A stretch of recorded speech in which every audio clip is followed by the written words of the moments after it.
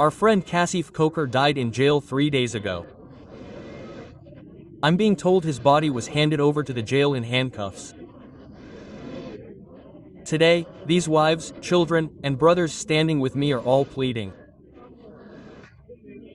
In March 2024, 51 of our friends were unjustly punished in Gujranwala.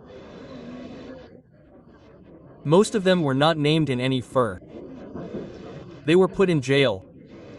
Charges against those who were named have not been filed to this day. These 51 people, their families, their wives, their daughters, their children, are standing here with me today. They have come from Gujranwala to Lahore with their grievances. What they are going through in Gujranwala jail is a deeply heartbreaking story. It raises a question mark against our country's entire judicial and legal system. It is a stain. Our friend Kasif Koker died in jail 3 days ago. I'm being told the deceased's body was handed over to the jail in handcuffs. These wives, children, and brothers standing with me today are all pleading. They're pleading with the justice system of this country. They're pleading with the Chief Justice of this High Court, asking why the appeal against the March 2024 verdict hasn't been heard to this day. The government requests a date on every date. A further extension is sought. Their children are languishing in jail for their loved ones. Many have suffered serious health problems there. There's no independent medical board to attend to them. Kasif Koker was 32 years old. He suffered for 8 days. I'm told he wasn't taken to the hospital because of chest pain. So this is the oppression we stand against. Pakistan Tehreek-e-Insaf stands. We all stand. These lovers, these wives, these children, we all stand. We ask the entire community, where is this country heading?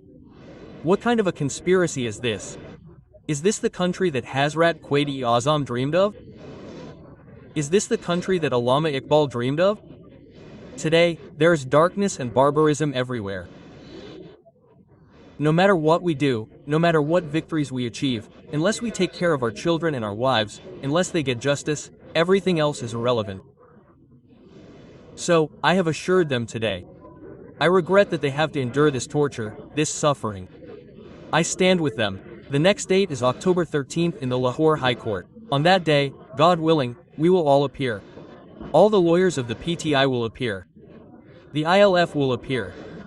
I will make their case my own and move forward. Nothing is more important than this. If the PTI cannot take care of its children and its friends, then nothing is. Our politics is not an issue. So I assure you that your grief, your suffering, your pain are more important to me than anything else.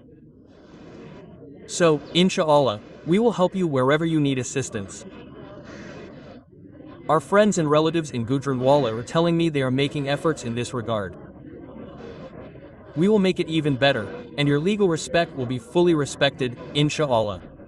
But this injustice should not have happened. No one should be subjected to this injustice. No matter what political party someone belongs to, they are first and foremost a friend, a son, a brother, a child. They are Pakistanis. Treating Pakistanis with such brutality is in no way justified. So, we will continue to fight for truth. We will continue to fight for true freedom. Our politics is about ensuring justice in this country. Everyone should be treated with humanity. Humanity should be shown. So this didn't happen to you. My head bows before you. I apologize. Your tears are precious.